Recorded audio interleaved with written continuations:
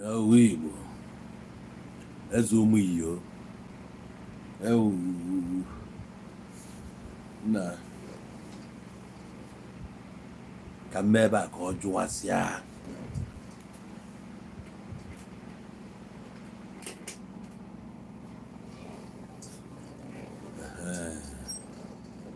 I'm sure you are seeing me and hearing me clearly. Good evening. I don't know where you're watching me from, but I'm still that man. How was your day, pals? I hope everything went okay.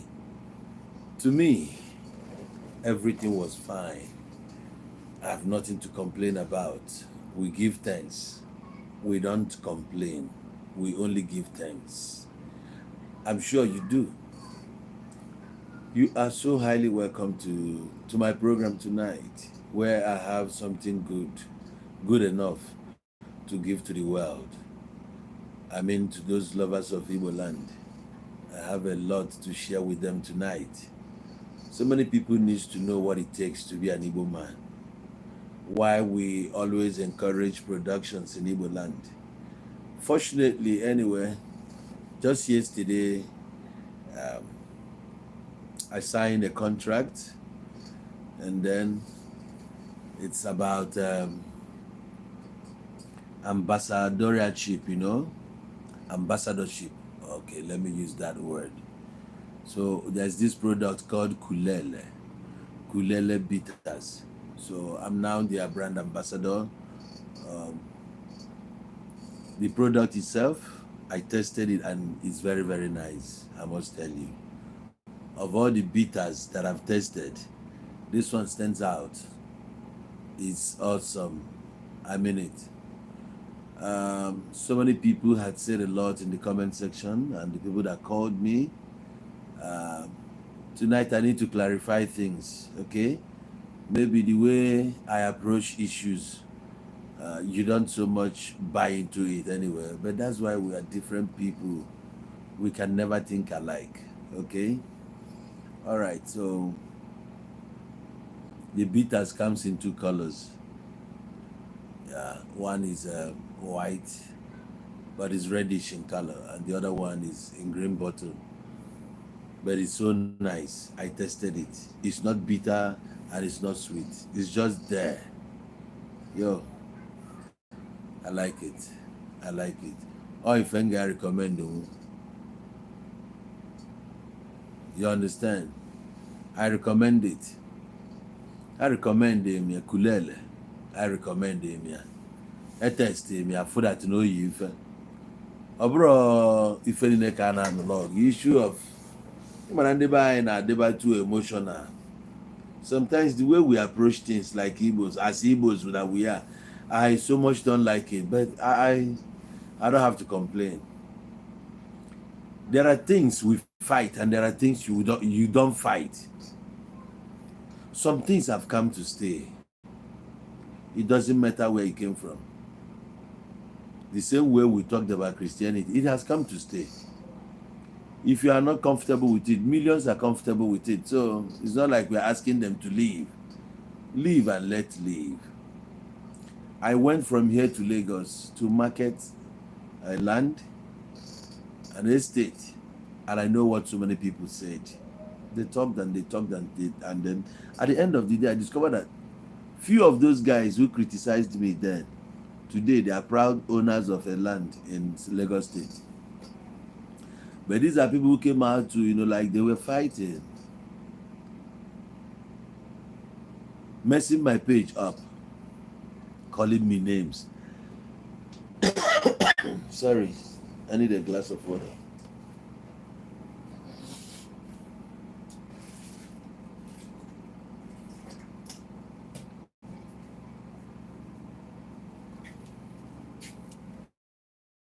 So after the name calling, what next? I not. Sometimes, oh well, if I have that now, so if I go just you are even just battle, you lose, Julia. If I was bitters, yes, bitters is really an affair. I want to tell you something. There were many bitters. Mana bro so ndị Igbo na ndị Yoruba na-alụ ya, ndị Hausa na-alụ ya. Ilu Lagos, ikilikata bitters agba ọsọ. Go to Lagos and see for yourself. Different products owned by the Yorubas.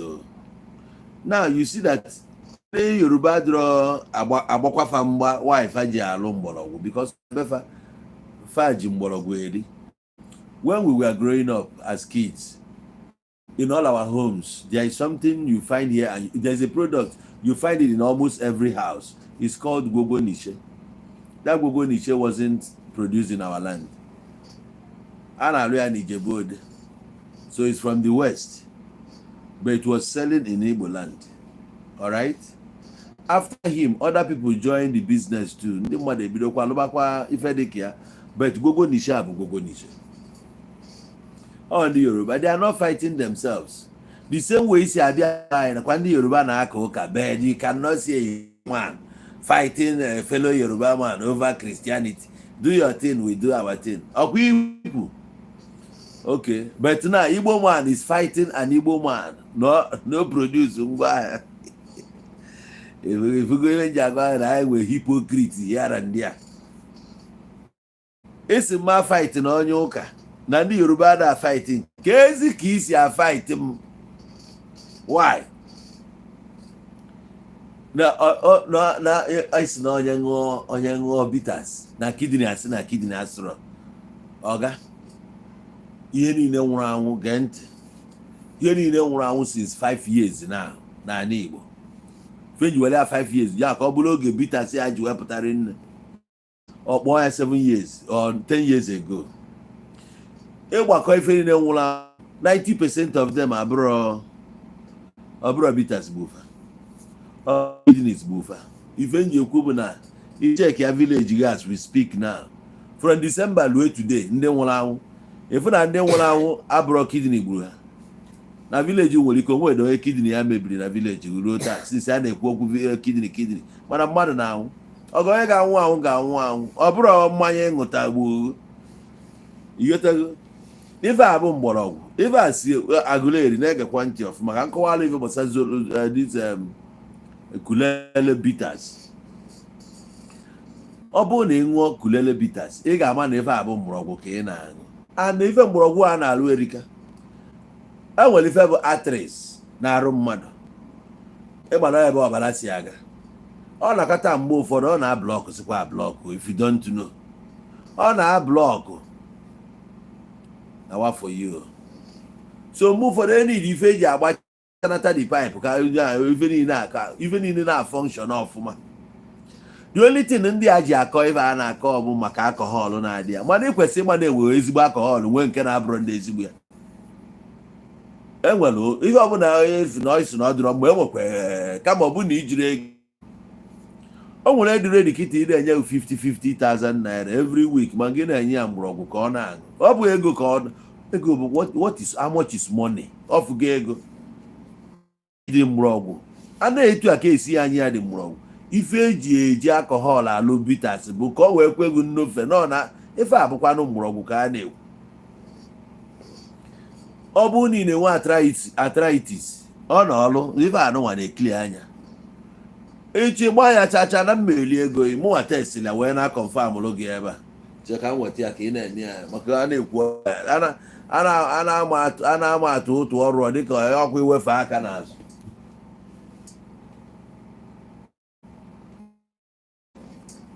Nwanne Nenian kulele ọkwa ifuru ya kulele otu a na-ekwu ya onye ọbụla na-ewele information especially ụmụ nwaanyị anyị na-ege ntị. Ọ bụrụ na gị na di gị na wee na-anụ ife na-ekwu gee m ntị ọfụma. You can never go wrong with kulele. Ka m na-agwa gị ịgbana anya na-eme ụmụ nwoke 2 minutes man no indomie gee ntị ụmụ nwee fọtụ nke ha. Onye ife na-ntị ụmụ nwaanyị kịta ịma na onye ọbụla na-emezi ife mmiri na eze nwaanyị ndị na-eme ife mmiri ndị nke anwa mmiri ife niile mmiri amana nwere nke na-agbanwe mmiri. alele sogo bụ nwa mmiri gị nwa na-eme ife mmiri gị nwa bụ eze nwaanyị gị nwa bụ ife nkiri ife ndị a niile ka imesi gbaziela anyị mmiri etu a ka odogwu si amagharị na onye egoro moto renti alụghị ụlọ kwụọ goolụghị ụlọ mee nke a mee nke ọzọ jos ka gịnị a na-atachala odogwu gbalịsi ife niile fụ na ngwa ọrụ ahụ alele ngwa ọrụ anọrọ ọrụ ịkwaji ya n'iru kwachighị anya ọ nọrọ ọrụ ịkọ anya onye ọkwara ọbara ọrụ ị na-ajụzi ka ebe onye a na-amachalụ tis na-edebe arụ n'oji ego olo na-ego obu ebe a na-eme feni na-abụrụ about money. How much is money nwanne m? How much is money? nke a mee nke ụfọdụ nwaanyị na-ejikwa eji ego emefa n'iru fadebekwukwa ife idebe seketa iji amacha maka chi ụmụ nwaanyị anyị onwere ndị ga-eri ọkụọ gị entertainment malụ na ọ dịghị ka nwoke ibe gị na-akụ gị entertainment o zuru ife eji agwa anụ jee na garaji gị ịdọbara ya nwa dọbakwulie ịdọ trọza ọdọ nke ya asa ga efere asakwu onye nwa taa mmadụ nọ mmadụ anọlụkwa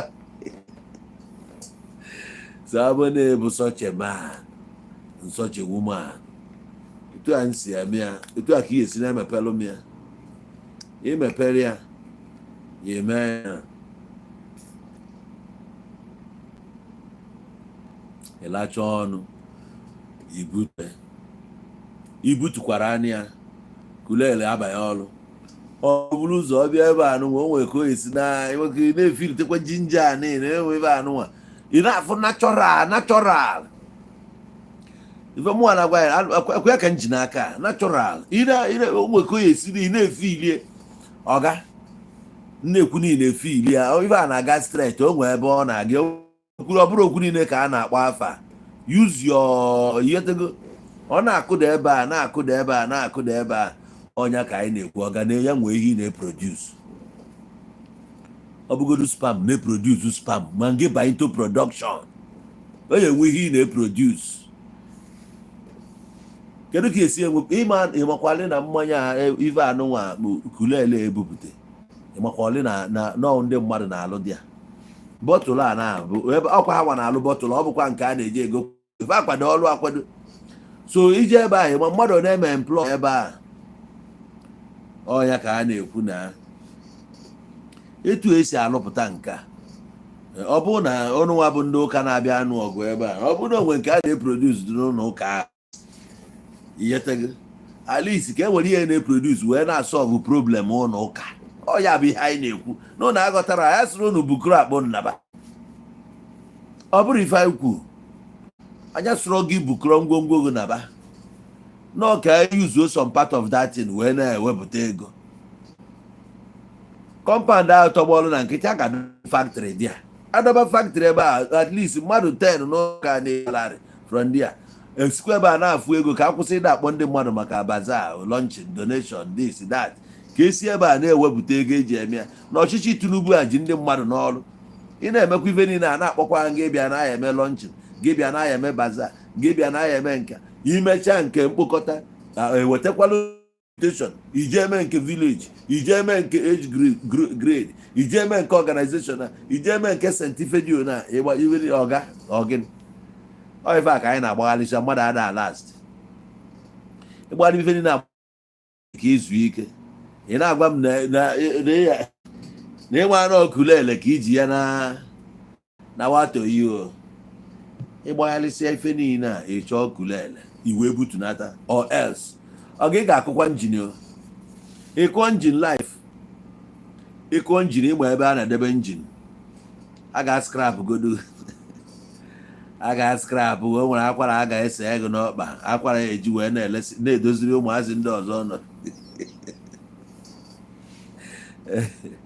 enwere ihe a na-ewekwa enwere ife a na-ewelụ si na-akpọ okwu afa enwere ife a ga-ewe ọ ife a niile ka ụfọdụ si nye ọ bụrụ na ya fie taa na ya na-ekuzi ume na si ebukwana ya eje na friji si dọọ ya na etu anwa ọ dị mana ekwusikwa okwu ụfọdụ ụmụazị aka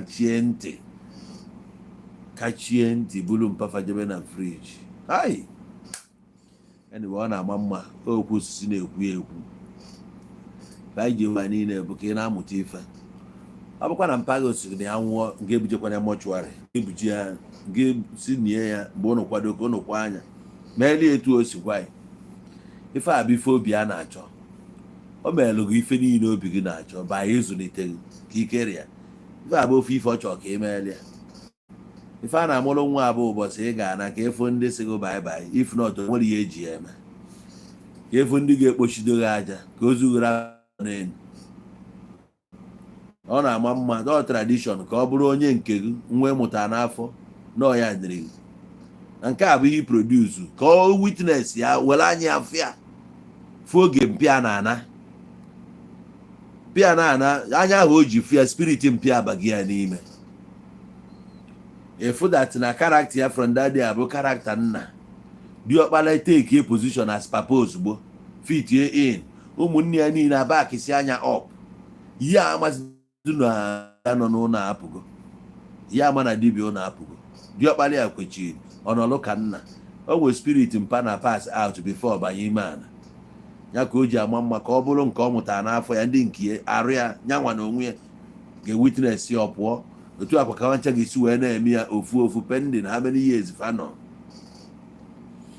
so this man chọrọ ka ọ bụ etu a ka o si wee na ka ya dị complete wee nachighata mana oyibo kọdoghị anya wee debego na perpetual na-ege ntị debego ka ị ya anọ na-ebe akwa ego everyday so onwe ihe ị ga-emenwuzi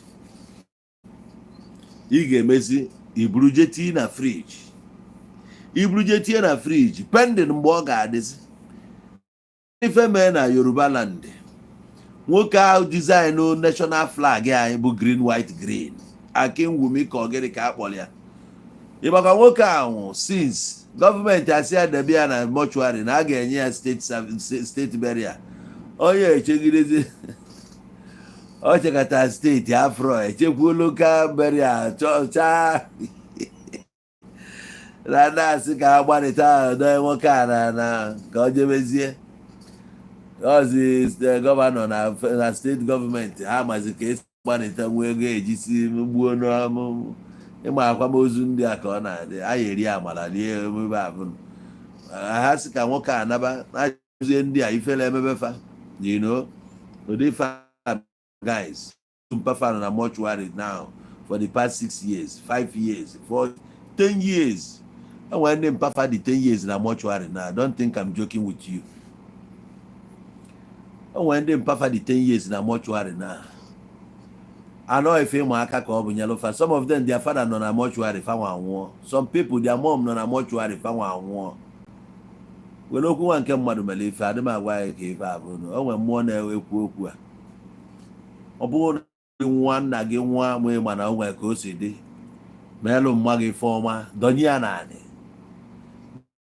ya naanị kazienu mbọsị ahụ na ihe onye anyị na-abịa agha akwamozu ada abịa iri ozu nne gị ọ na-abịa ka ọ dị ọ na nne gị nwụrụ anwụ ihe ọ na-abịa abụ ọbịa ka ọ nọnyelụ gị so were mgbe ini gị ya mgbe ka ya enyi ya taa dozi mmeta ọ ka mma na ihe ya ka o buru ahụ ya nabagodu ya buru ahụ ya ọsọkwa ya bụ na ị nọrọ ya ịbata ije ebe ahụ eniri ya gịnị akpa a na-eme ya eme ọ bụgoro ndị na-eje ụka ije na baịbụl ahụ ije kpọọ pastọ gị kịta jụọ ya ma o nwere mgbe ọ fịaba arụ mmadụ ekunie jebe sisi kpọnitelian spiriti Samuel ka ọ jụọ onye ajụjụ anọ rapụra na Israel wee gaa anya onye mere ya bụ Sọl kpọọ ya pastọ o jee agba afa jee were pawa kpọnitelia the spirit ọ jụọ onye ajụjụ Samuel a na-ajụ Sọl ajụjụ ọ kọrịa sị ya na ọ sị ya rapụkwana ya ka ya zuo ike kọwarịa sị ya na gwasị anya ife niile asị ya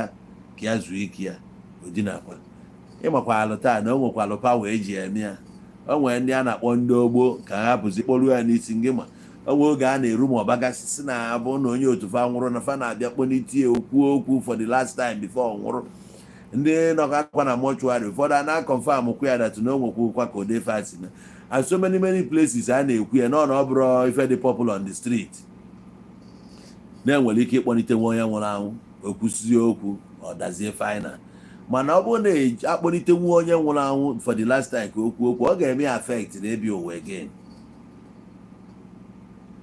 yes ọ ga-eme affect ọ kpatara eji wee rapụ ya a na-emebu ya before ọ bụrụ ya ọfụ nwere so many things ị na-afụ today ebu before no ife abụ civilization dị mgbe ahụ emechaa rapịa duto n'ụwa na-eme ntụgharị ọ tụgharịtagokwa ị na-afụbilizi ya afụbili mana o jiri ya bụ na ọ dị emebu anyị nwere lot powers dị ihe anyị na-eme achọn si achọn ọ na mmadụ nwụrụ buli ya donye naanị ka ọ waba oge ọbụla ego bi anyị n'aka etu ka elu frens ozi ọ bụzi a na ife atenyizi mma gị ji wee nwụrụ na ịkwa nwụrọzi ya mana nwaanyị ejego zuo ike fine ịmago na o nwezi ike makwazi ya akwa n'ọzi mgbe nwa mana ọkwa ife ịma ka ọ bụ nyelụ so efu dat na ikwesị ịkpọnye ife mana ejina adịghị ike gị wee mee your generation ka taa afụfụ because it's your own time now as the living ndị nke mbụ apụsigo ngị nwa nke dị ndụ na ọ bụ ife ọbụla ị na-akọrekt wụrọ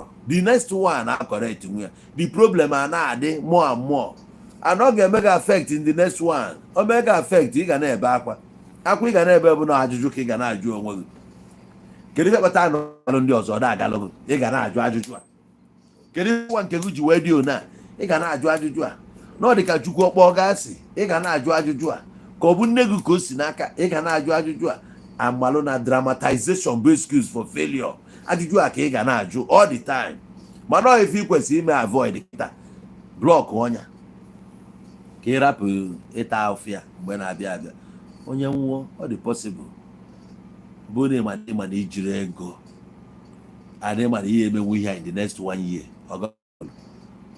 buru okomanụ donye ya naanị frens ya nọlụ that day ịdonye mmadụ na enweghị ote ka ụmụnna gbakọta adonye ya naanị meri ya emume ụfọdụ meri ya nwa obere jejeti ka ọ waba nwezie hope mgbe anyị emeziri ya yotago bahoba nsa mana onye agha bụ dị na ya so ozi a bịa sị ka m nwere opportunity a pasị ya ka anyị wee na-ekwu ife anyị na-ekwu okwu ya bụ na mgbagharị niile a na-agbagharịsị ya n'iri ka iwere mmanya wee butuo ife ị na-eme etego dewe Igbo ezu o wee bụ na ibulu onye Igbo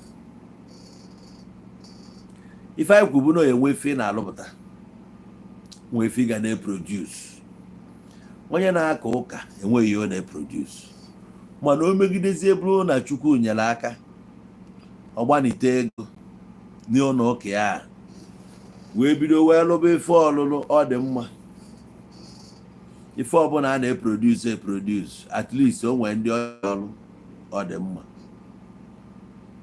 ọ nwekwara ndị ụka ịkpatalụ mana few days ago o nwere ka nsi wee kwuo si na ndị ụka ị na-ene anya na famakwa n'ife fama n'ọlụ ka a na-eri yetago fama n'ọlụ ka a na-eri mana ọ na-abụ elue o nwere ife a na-eji akọvasị ife dị aṅa ha si a na-alụ ọlụ si na-alụ ụlụ mana ụlụ aka n'ọlụ maka na ụlụ karịa ọlụ glaring ọ dịzie etu obvious yetago oke na-ataghị ọ na-afụkwa gị ọnụ ọhịa ha na-eme so fa nwere anyị decide ya oke na ife anyị ga-emezi na-abụ ka silence ya ndị mmadụ ka a sịkwa etinyekwa di skuul a na-afụ na skuul a dịkwa ebe dị ona na onye arụọ na skuul mana ebe nsogbu dị bụ na ya agụnikwu ya idozi mmata onye egolo ife mụta abụ na-alụgo skuul ọ na-aga n'afọ anyị na ịlụ skuul alụsị ya nke ekwubokwu hospital enyetago na-adakwara ịlụ hospital etinyesikwa ya sọm eghọtago ọ nọkwa ndị management of ịmago ụmụ ọba na tebụl ejin director efekwa na anapụtakwa ndị a wee kwu ya ebe a ya isi ọrụ a na kọntrol mana ọ dị nnọọ mmalụbanụ nnọọ mmadụ ga-abụ nọọsụ ebe ahụ mmadụ ga-abụ nke a ma ndị otie na nke na-agwụ m ike bụ na ekwukata ezigbo ihe anyị emere ndị ọzọ ruo na steeti na ọ bụrụ nke ndị ala na ka ihe mmadụ na-echere ọchị ịdachi my own steeti Anambra steeti si na ebe ọ ga-alụrụ anya bụ na ọgwụ ndị ala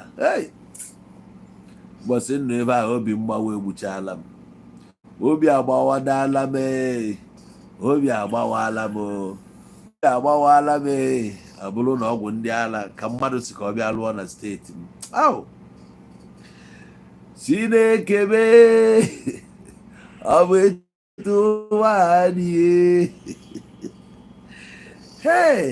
enwere ebe kule elepụtago mmeji a wee na-aka amụ myself down maka ọ bụ ụmụ ya anya m na ụwa orika na gị nwanne m na-ekwu okwu maka ọ gị nwa ka anyị ji wekwu ife anyị na-ekwu ndị nwụrụ anwụ n'obodo anyị ọ bụrụ kidney Igbo ụfa ọ very few ka kidney Igbo ana kidney meghe abụrụ ebe a ka isi wee ṅụta ya ọ na-abụ ịmụnye sigaret ọkụ mmadụ abịa ọsịgụ nga afọ ihe ede na-arụ paketi jụọ ya gịnị ka ede ọsịgụ na efe a dị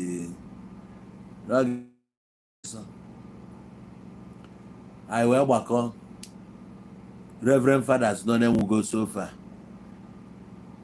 so 60-something% bụ young people na-elube 35 years yetego inene lecturers nwụrụ anwụ young people sportsmen nwụrụ anwụ young people ịgbakọ ife niile agbakọsị ife n'ihe niile a many of them ada emetụ siga ọnụ mana fa anwụsị ka ezi ka onye nke na-akpọ siga si wee bụ ozi onye ga-anwụ yọng ndị nke a na-anwụ yọng nwaanyị na-ata bụ adachi wee bụrụ siga ihe a bụ gọọmenti ịkpọpụghị uche aja ozugbo ka ofu akụkọ ọ bụrụ na gọọmenti of the people democracy anyị nọ n'ime mana this thing is dangerous to health a ga-place outright ban on it immediately o nweghị any reason ị ga-eji rapịa ka ị na-ele dị ya n'afịa na-ele ya ife ịma na ọ dị dangerous to nwanne mgbakọ ya ebe ịma na ife a na ọ dịrọ mma na ọ ga-eme mmadụ ọnwụọ ọsịsọ a na-ekwu okwu mortality rate ịba ebe ma na ihe a ihe eme ebe iwepụ ya mana ajụjụ dị ya bụ nke na ya kpọrọ Igbo bụzi natural kedu ife ji ebe anụ daa ya in the first place ife ji be anyị akwa na ọ bụrụ isi onye ọbụla ga-ebunwu ya ọkwa ya ịmana ọha sị kpọọ okwu afa na ọ dị enye kansa nke a chi ọba nka na nke a enwere kansa onye so nke a dị gbọrọ ọkwagharịcha agụ rapụ a na-akụkọ mmadụ ajụ n'ụlọ ụka mere eplesi bekwa ban on that one na onwe nke mfụ na ụlọ ụka Ebuka Obi bịa dọ naanị n'akụkụ one fine girl nọ nna nwa amaka oge nnele anya fụ Ebuka Obi nsị Ebuka ma omerukwu naghị nke sista bịa bụrụ n'ụlọ ụka dodododo na mmehie abụkwa nke people like us na-ebu na evangelist bịa bụrụ kiva na-akpụ ya prophetic nke ije nọrọ nwaanyị n'akụkụ a nwekwa aka ọ dị na-ene Ebuka na-ene nwata ene ya anya love Ebuka maka chi si na ịma na anya nwa na-ebe anya love ịma na-eghe onwe gị aghụghọ nene vidio na-efu anya nwa akụrụ Ebuka wepụkwa anya akụkwa ya again ha na nwa anyụọ na maka chi nwa fụrụ Ebuka nyụọ ife bịa sista afọ nke ị na-atụlụgharị onwe gị na-atụlụgharị onwe gị nke a ndị ụka na-akpọ manifest eyisi ala ị na-aya iyi abịa ka ịza ajụjụ efe ị na-atụlụgharị onwe gị dị sure bụ eziokwu ịdị sure na efe ị na-eme bụ ya kọwata n'ihe na mgbe ha bụkwa n'ihe a na otu isi Pentikọstal apụta alụbaghị ife a ọrụ akastigo na efe ị na-alụ gị na-akwagharị gị ha mmadụ ọ na-ekweghị ya akwagharịchara ha ewinusie kọntrakt onye ka ihe akwagharịchara eme ha prezident ịmakwadị na Liberia na nwaanyị achịa na di ya ịchọ mkpụkpọ obodo n'ebe nwaanyị chisiri ejechi ọchịchị afọ Joy Emod nwaanyị ibegu one n'ime gị mechiri na dịka Joy Emod ọ na-emechira dịka Patricia Ete adọrọ akụnyere furu ebe ọ na-eme na afụdọrọ akụnyere ma ha so rest in peace afụba dọrọ akụnyere ebe ọ na-eme ọ bụrụ na onwe ba nwaanyị ọbụla di ya ji ego ma nwaanyị ji ego efuru na-eme ha pụtaba na ihe a emeghị dị stupid ya agaghị eziokwu and the stupid people a na-ekwu ga-echekwa na ihe a na-ekwu ha ga-echekwa na ihe a bụ okwu onye dị stupid maka ọka ọ na-adị ha nwara stupid Adam amaghị na check ya nwonugo big man efro n'ụlọ ụka ihe a kwetara obi kuba na ọ na-eje ụka nyada aka mfịa ọ sị na ndụ ọ dị a na-atị ụmụ ofeke na pastọ gafe ha na emebe onwe ha na-eme onwe ha na bịa wee kwarụ na nwaanyị esi igbo eletrik chọk ije na-agbaghị eletrik chọk ke ihe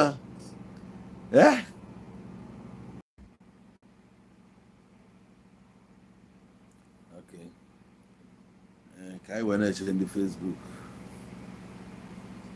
big man one ka efugo n'ọda how many societal ladies classic ladies ka efu ebe ha na-adagharị n'ụlọ ụka ọ dị ya adịrọ ofeke na-apụta ebe ọ na-eme onwe ya na-eme bịa nne ịtrazikwa na this rubbish with us next time mụọ ọrụ ọfụma mụọ ọrụ a mụọ dị ọrụ gịnị ka ị na-eme ya unu na-emezi ya ka a na-afụ ụmụ nwaanyị na ụmụ nwaanyị bụ ajọ mmụọ ọ ihe unu na-atara anyị ipenti ụmụ nwaanyị ọ dị taịm anyị na-azọ na-emeghị nwaanyị bụ queen ka ọ bụ nwaanyị bụ queen ọ nzuzu unu ka unu ji wee lee plesi unu wee sị na ụmụ nwoke na-akparị unu akparị idebe onwe gị ka oke bụ usu esughi ọnụ maka ji ọ gị debe onwe gị ka oke bụ usu esughi ọnụ nwoke Igbo ada akparịbụ nwaanyị Igbo akparị a na-ada ahọrị nwaanyị Igbo ahọrị ya kpatara na bifo nụọ nwaanyị n'ala Igbo nna gị ya eme ka chụọ na ịbụọ na amụ o nwere ya na-akpọ ịbụ amụ ị ga-adị ma chụọ maka na ndị na-akwado ka gị na-emekọ ihe nwaanyị biri anọda wọdụ nke ya ihe ya niile dị iche ị ga-adị nkwadobe isoro ya kpatara na eruo na wedin kaadị fụna nwaanyị na-anụ gị nwa ị ga-esie na ha own world eri agbaba n'ime rum yiri trauza yiri chet na-eme expect ka ọ mabakwa yiri trauza yiri chet ị ga-ekulu down ọ na-enegide onwe ya na miro yichaa akwa ma ọ dịghị ya ma ọ tọsịsịa bidokwa n'isi so ị ga-ekulu down maka ọ ga-ebu ya wee jedi ya ọ gara achị ụwa nke so gị nwa bụ onye bụ this African queen na ka isi wee reduce onwe ewe were gada agba bọọlụ eji agbata yes ọ gị debere onwe gị etu ịdị imagine nwaanyị Igbo n'enu taa na-eje achịsala onye ugwu ọkpa a na-akọ ụdị akụkọ a bifo enunugo ụdị akụkọ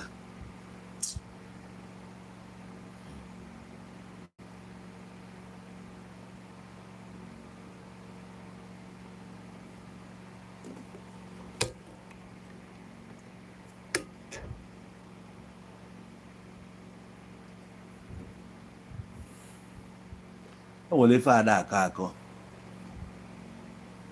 nwaanyị onye Igbo ịgbasaghị ọkpa na ebe kwanụ olesi bụ onye Igbo ibie ama m ihe m na-agwa gị I know what I'm telling you nwaanyị onye Igbo mana aka m emetụ ụgha aka ihe kpata oge ihe a nọ wee mebie na-ege ntị mana akụkọ anyị n'abalị a anyị si n'eriri na-adọ ya ifugokwa oge ni ya anụrụ ọgụ a anụ o mebiri anyị ife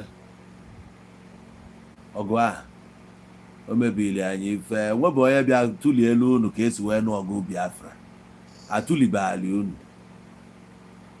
mma akọrọ unu akụkọ oge anụrụ ọgụ a many things mee ị na-asị gị many things mee ị na-aghọta o nwere obodo ọ na-agụfa kedu ka esi wee mekọta ka ya na nwaanyị onye Igbo nọkọ o wee dị opportunity so na ndị amị invadiri conquer a particular area ụmụazị niile bi n'ogbe a ha kpọ ha na ọ bụrụ ada negotiate ya unu ga-eso ha na savisi ha n'ụzọ ha na-emove ha na-ata enwere ike abata na family surrender onye ọbụla ka akpọpe ọ bụrụ ngị nwa ka afre wee consider bụkọrọ ndị ọzọ ya eburu slaves to ha nwa o nwere ebe e jiri atụọlụ ụmụazị be anyị otu ife ihetego ịma ebe nna eji ife dị na ngada tachipụsie fa ntị fa atụsi ime mụsịa mix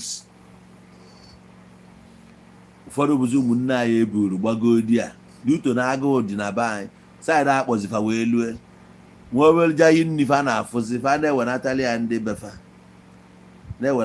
ndị befa oge a ka enyelụ ndị befa aka from there ụfọdụ ụmụnne fa sozifa jee di na-ebekwuzie ndị ebe a emegidezie amabazie bacha bazie na họteelụ labazie ndị ugwu labazie ndị yoruba ịmago so na-alazi ịmago so the thing na taa nwezi ihe ọ bụ generation ọkwa ndị be anyị nọzi na Lagos na-atụrụ ime na-amụrụ nwa wit ndị ofe mmanụ na ihe niile onwe onye sendị emegidekwuzi n'obodo oyibo.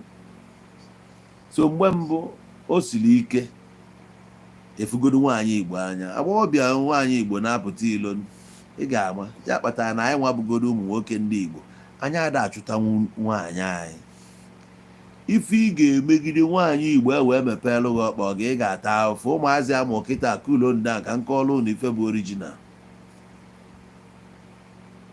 bifo nwaanyị emepeelụ gị ọkpa ọ na-emepelụ gị ọkpa gị daana n'ihe obi tenọ nke a na-aga agụ aka n'ike ọ dịrọ kedu ife ọ ya agwa mmụ ya gịnị kere ka ọ ya agwa mmụ ya nọọ ihe mere virginity ya na onye metụrụ ya aka na ebe ka a nọ wee mee ya ihe obe nne ya ka obe nne nke ya nwa ebe ka e mere ya odife adịrọnụ ị ga-achụ nwaanyị 5 years enwere ike ịmatara ya na JS1 mgbe ahụ enwere JS ana m agwa gị oge enwero JS ife enwere sụsọ kọleji class 1 to 5 ebe a ka ọ nyerebe sekọndịrị bụ kọleji ka a na-akpụ ya mgbe ahụ ka efu standaadị a na-agụ mgbe ahụ kọleji etu ị na-anụ na-enwe Nwafọ Orizu College of Education nke a College of Agriculture kọleji bụ kọleji ọ ife ọ bụ oge a ịgụsịa kọleji mgbe a nya sekọndịrị skuul ịgụsịa ị na-enweta ọrụ direct na Federal Ministry onye gụgodu praịmarị skuul o nwere ka a na-akpọ standaadị ịgụsịa anya ị ga-abụ ticha sụsọ praịmarị ka ego ị ga na-akụzi akwụkwọ gọọmenti a na-akwụ gị ụgwọ maka ya na-ede leta gị nwa na-edere vileji gị leta ị na-akọrọ nke gị saịdị ga-asọ egụla akwụkwọ mgbe aha vileji na-agbakọ aka akpoje ofu onye eburu anya ha ji afụ ụzọ mana bụ oge a na-emefe a ka ị na-achụ nwaanyị nwa ị na-achụ ebe ka ịma isi eje ebe ka gịnị anyị akwụ na-ekwu akpa nke a ka anyị akpachi ine n'ifu na chepu ụmụ nwaanyị anyị bifo na chepu akịta abụrụ ofu na-enene n'anya na oge ị na-anya mgbe ahụ ike ha n'ukwu ha ọ na-akpa mkpa na-ege m ntị ọfụma ukwu ụmụ nwaanyị Igbo anyị ọ na-akpa mkpa duto na amụ ada abịa n'ike stedi o nwere chepu fa na-enwe fadrọ ka ndị ofe mmanụ a na-awụjuru ya direct ife a bụ direct entry mana na Igbo a na-eme supplementary so fa wazi na onwe fa etu o si wee dị ịma ị na-awụjunye ụmụ ngwongwo na ngwongwo eriri dị a ọ na-eme nwaanyị ọ na-etutu ha ya kpatara nwaanyị nụọ di after some months ọ nọ ma iwiri na-eyi oji n'ụdị ma 2 years efu ya n'ilo ị ga-agba eche echu ya like ka eche ịgwa nwa okwu ịmago obi ya na-agwakwa na nwa nwere ike aka ji ya ilu eju ya nne aka ojii ọ sịghị na aka ji ya mgbe ahụ ada emenụ ya ring adịrọ ọnụ n'iwetago so nwaanyị be anyị bifo ịchụta ya ọ fịara arụ ị ga-atagide ahụfụ so ichegodo onye tara onye Igbo ibi ahụfụ for 5 years gịnị ka ọ ya emezi ndị ene na-asọfe oyi ya ka o ji ewute na gị bụ onye Igbo na-eme akwaliti ga-eme value brainwashing na-emeghekarị too many a lot brainwashing dị too much anụ ya ka ndị ọcha bịa ịghọta ihe ndị a bịa mee skuul a ha tinye ịma ihe ọ bụ ya mere ị na-ebute mgbe ụfọdụ na-asị skuul ebutekwa ịma ihe ọ bụ ihe a bụ organization Can call you Igbo school if you don't know. Ndị nwere common ideology. He specializes in medicine. Mụnwa dị good na linguistic. Onye dị good na history. Onye dị good na aya form all together. Na anyị ga-eme ihe a, whether your expertise. That's why I need again admission into ife o nwere faculty a na-etinye. O nwere faculty fall into. O nwere some schools ị ga-eje, some faculties adịrị ya. Anytime e reach kwa agreement, ndị dị ready to abide by ihe a na-eme, ndị a emeta ikwe the faculty na the school. Ha ga-eweta ego fund, ha ga-enwe campus. Ịghọtago? Ego a na-abịakwa ọ na-aga straight to ndị a. Emegide si ka eme ya art students na science students, ihe dị iche adị. Ka a na-ebute dị ọrụ etu esi nwe local government, ka government dị closer to the people. Ihe etu a ka ọ dị. So ị na-eme na-ebute nke na gịnị ka ị chọrọ eji ịmụ ebe ahụ before mata. What do you want to go and learn there? Ọ bụ na aba school. Even some guys bụ na na-ajụ onwe fa ajụ gịnị ka ọ chọrọ iji ime ebe ni. Ọ bụrụ na ọ na-ajụ onwe ya ajụ, ọ ya na-eme hude taa mee gịnị. Ọ kwesịrị ịghọta na time adịrọ. Ọ bụrụ na mekanik ya, ọ na na-eje for mekanik ịmago n'ọhịa ka ọ na-eje. O jee di a ọ gbadosi anya ike ebe a. Maragodu na under 3 years ọ nọgodoro ebe a. 3 years nkịtị na ihe niile a na-akọ ebe a n'ọmụ ya. O jee ebe a gbadosi anya ike na that aspect. Mara na ihe o nyere onwe ya bụ 4 years. So ya abụ ihe mmadụ eji na etu esi debe ya kịta ọ gasa agasa. Enwere isi. Duto na ife ọbụla ijecha ebe a pụta, ị ga na struggle kwa. The only person ghọtara ihe na-eme kịta bụ onye ma how to beat the time. The time a nọ n'ime ya kịta require hozi. Agụrụ nke agụọ nka. Even degrees. Ọsọ gị nwee 4-5 degrees will determine your success. Kịta. I tell you, you mess with your degrees, you put on your practice. If you know where somebody needs you full degree, all on top. Ejem Senegal 2019. They are young guys. They are as far as Senegals at Senegal, even at their age. How they were not after school now. They were looking for how to survive. We got on through internet. Nigga soft, get the soft if you want to help get, or every want to develop your talent and whatever. Feje Bawa, Onyanuko call Libye at that stage, and many of them pick it to Chalego. In whichever general laptop, more internet, every woman on Madaka gave away. He got a weapon edge. For those Geneva, for those who Mutaki develop apps. Fọdụ na app ka ha ji wee bụrụ ọgaranya. Mark Zuckerberg, how many degrees coach? Onye ka ọ bụkwa ma gị na ya today. So some people got aka esi beat one time bụ ndị ga-abanye nkịta. Because na time change na. Ebugharịgo egwu na. Egwu ebugharịgo. O nwere ndị ga-eke itenwu in. So onye ọbụla kunikwe si ka aje masị ya ma anọ na school ka anyị ghọta ife bụ school dịka nsi kọwa. Let us understand what school is. Before but I do mmadụ kedu ebe ọ gụ. Ife a is irrelevant. Ọnọdụ ka ịjụ mmadụ primary school ọgụ. Ife nna agwa gị na-abịa ife na-eme n'ụwa kịta. Nna abịa ka mụ na gị meet. Degree gị doesn't count here. Wet anyị nọ na tebụl a kịta ka anyị nukene malụ kene ife inwe upstairs. A na-ego degree ego. Ka anyị fịa. Yes, let us see. Seeing is believing for onye Igbo. O nwere ife anyị dị mma ya, nwee nke anyị adịrọ mma ya. Anyị dị mma ịkọ mmadụ ọnụ. Ife na-enwere isi n'ọdụ. Were ya na-demoralize confidence na mmụọ ndị mmadụ. You know?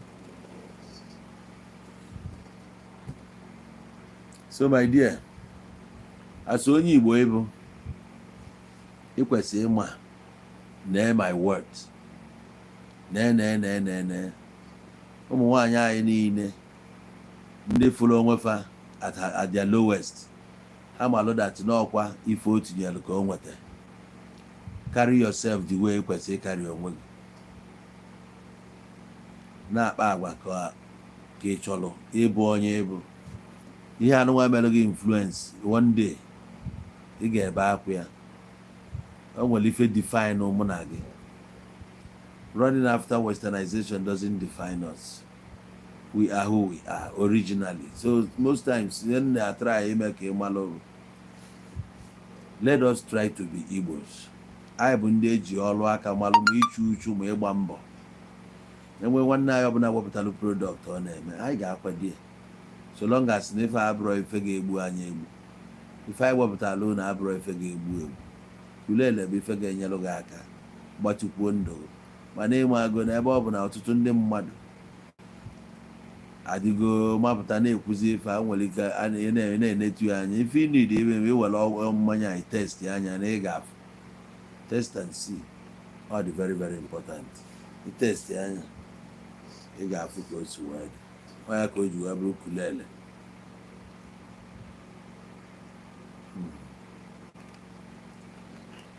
So nwanne m n'abalị a ife ndị a niile anyị gwara ị niile ịtụnanya were ya mee ife ị chọrọ iji ya wee mee. Niile mụ na fa na ebe a n'abalị a sị m ka nkene unu for coming through. Kulele abịago to stay. Thank you. Mgbe ọbụla eji ịṅụ mmanya kpọọ ya kulele, efu ihe a na-agwa gị, ọ na ọrụ ọ na-agwọ ya. Onye chọ ike ọnụ nyakọba ọnụ, onye chọ ịba mba ya baba mba. Ife ọbụla na-egbu o nwere ife na-egbu ya. It's not killing you. Ife ga-egbu ya test ya ị ga-ama. Test godu nke a ka ị wee kwube. Anyị bụ ndị na-ekwubu si gbapụrụ nke. Ọ bụkwa nke ị ya afọ ịmakwa na mmanya adịkwa. Onye kaikai gburu na onye Hennessy gburu, ọ mmanya gbuo ha. Anyị ga-anwụkwa ọnwụ in different ways. O nwere ndị ga-aṅụsịa mmanya danyelụ moto egbuo fa. Ụfọdụ ga-adanye na gota mmiri agbagbuo efa. O nwere ndị ga-aṅụsịkwa mmanya ma itikwe lọkụ n'ụzọ. Imagine na mmadụ ṅụcha mmanya anọ na moto ọ na-akọ akụkọ too much, akpọtuo ya na moto ka ọ bụrụ punishment jewalụ. Nyanwa asta ga-agidezie n'ọlụ n'ofu ukwu osisi. Ọ nọlụzie n'ukwu osisi a at a point ọ bụ na activities na-aga n'ime ọfịa. Activities na-aga n'ime ọfịa bụ na ikekwe ụmụ alụbajesi pụtazie na-atụkezi ife banye egwu banye uche na-atụkezi ife.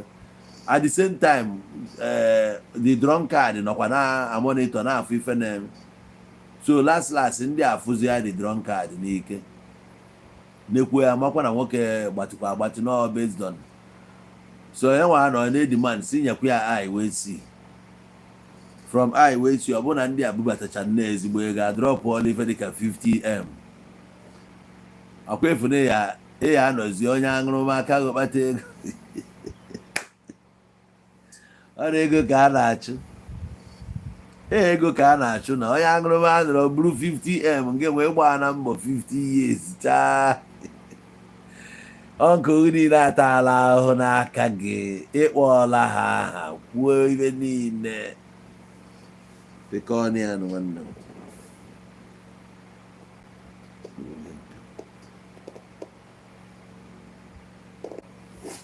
Nakwa echek. O nwere oge bụ na elue. Efu na onye na-ene anya na onye a bara uru na onye a ebughị ụzọ pik n'ụwa. Nachiga back to secondary school gị na mgbe nọ na junior class. Ife ndị ọ na-adịghị ụka ya bụ dọmfọ n'ụwa agba na-emesife aka gị kpata ego na-agba oke moto taa nwee skọt. Ọ na-anata ụlọ, ọ na-anatagodo ubi, ọ na-achọ eskọt anata. Mana onye bụ na oge nọ n'ụlọ akwụkwọ nwere ị na-apịacha ịtalị, ị na-agba ya punishment. Ọ ka ụwa so o nwere ka ihe anyị eji na-afụ ụwa.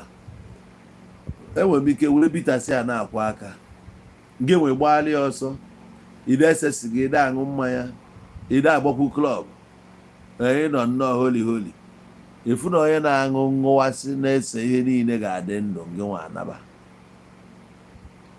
onye chi ya na-egburo ya na-eme bụsị na ndụ anya gịnị ka eji ene ndụ anya obi ofufo ị ga na-atachi or else ịtachighị ọsa nwere ike ịbịa na ọsa a ga-egbu ife iji atachi bụ na arụghị n'idili ya ịghọtago arụghị n'idili ya iwere ya na-atachi maka na arụghị n'idili ya ị na-enye arụghị ife onidi arụghị n'idi nri ya disenta arụghị n'idi kwa exercise ị na-enye ya ife ọchọ rapụzi ya nke ọzọ ọnwụnwa ya abịazie malụ ife na-egbu na so ka anyị rapụ ya na-aka akụkọ n'ala Igbo disi na ife na-egbu anyị n'ala Igbo ọnụ gọọmenti na-egbu ndị mmadụ ikwuo gị ifuru efe mee n'ọba furu ife mee n'ọba nna abụ na anyị finish anyị ga-eje ọba ka anyị na-ekpe anya n'ife mee n'ọba nke a ka ọ bụrụ ife mmụta nyere nwa nke mmadụ. So my wonderful people, agwago m enu ife m gwara unu ana m ene time anya na live program a nọ na which na ọ bụrụ na m finish anyị nwere ike inwe another section na chọọ nke ọkarịa onu ọdịna. Alright, so ọ bụrụ na ị na-efolo anyị n'ife a na-eme and ife a na-eme dị gị mma ma na finish ị ga-anachigatakwa azụ. Ọ bụrụ na ị subscribe to our YouTube channel, subscribe to our channel ife ọ bụ Onowu Igbo 1 and then ọ bụkwa nne ma na ị nọ na Facebook follow anyị Onowu Igbo South. Alright, fene dị okay, daalụ. Amalụgo mma nwanne m mana onwe ndị na-akwado ịba ọrụ na nwee ndị n'ọrụ na ndị na-anọ ọrụ mma anọnyere unu nwa obere oge na ka unu nwee ike wee na-akọta ego na ọ na-alụta ego ị bịa na-akwụ tait nye ntị in this my ministry ị ma na-agbakwa aka na-abịa ebe ahụ. Onye na-eje n'iru Chukwu a na-agba aka eje na ya ọkwa egwura gị n'ụlọ ụka ebe a ka ị ya bịa nwee sensị ebe a enwere m aza yes enwere m aza ịchọ aza nye gị aza enwere m ya bankị ọbụla dị na Naịjirịa enwere m aza ya so echi ịkwụ tait don bother about ebe ị akwụnye ya aza dị iyotago daalụ. Yes, ana m abịa kịta mmanụ 5 minutes nchigata azụ. Thank you very much.